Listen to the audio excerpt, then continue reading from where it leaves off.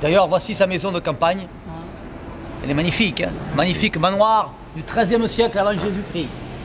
En face, le palais du Maharaja de Ramsès II.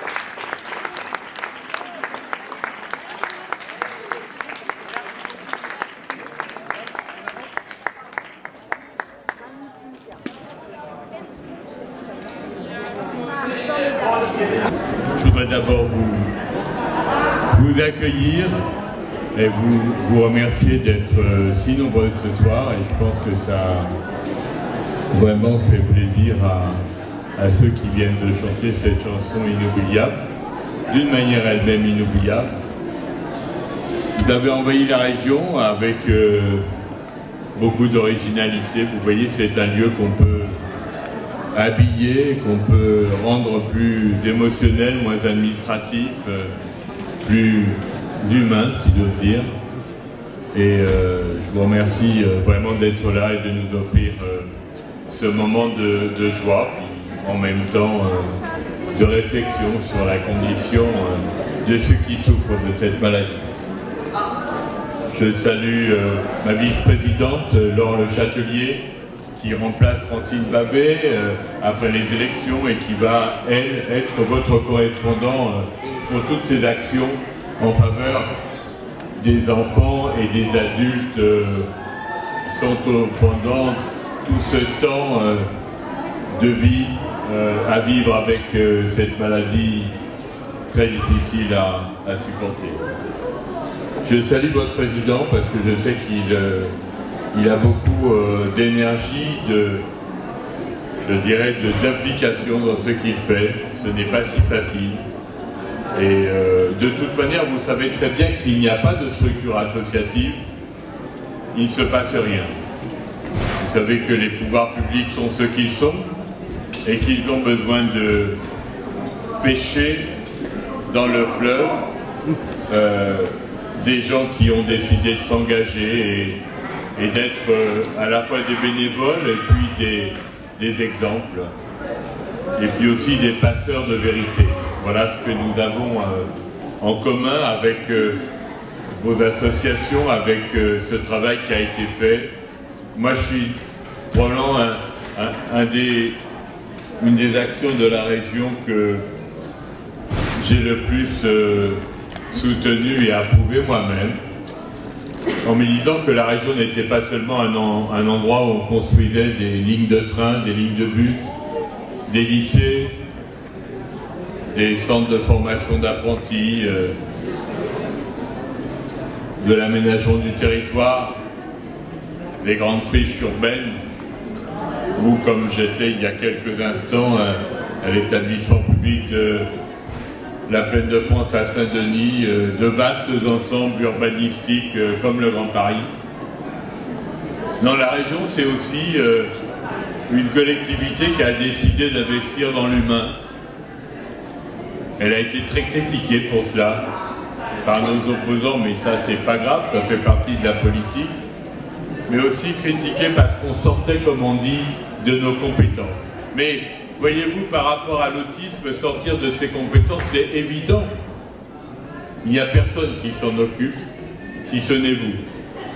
Donc il faut bien qu'il y ait une collectivité qui prenne le risque de faire le chemin à vos côtés et de le faire d'une manière originale, décalée mais vraie. Voilà, parce que c'est la vérité que vous exprimez. Comme ces enfants tout à l'heure et ces adultes exprimaient la vérité, le moment où ils sortent de leur bulle et le moment où ils se retrouvent autour de la musique. Alors, merci à Gilles Roland-Manuel, également à Catherine Allier, à Corinne Bensamoun, aux directrices des IME Alternance, qui m'ont beaucoup ému lorsqu'ils sont venus chanter Salle Paul de l'Ouvrier. C'était le jour de mon lancement de campagne et j'ai vraiment été touché. Ça m'a donné du courage pour continuer et je pense que c'était un moment important pour eux, pour vous et pour moi et pour nous.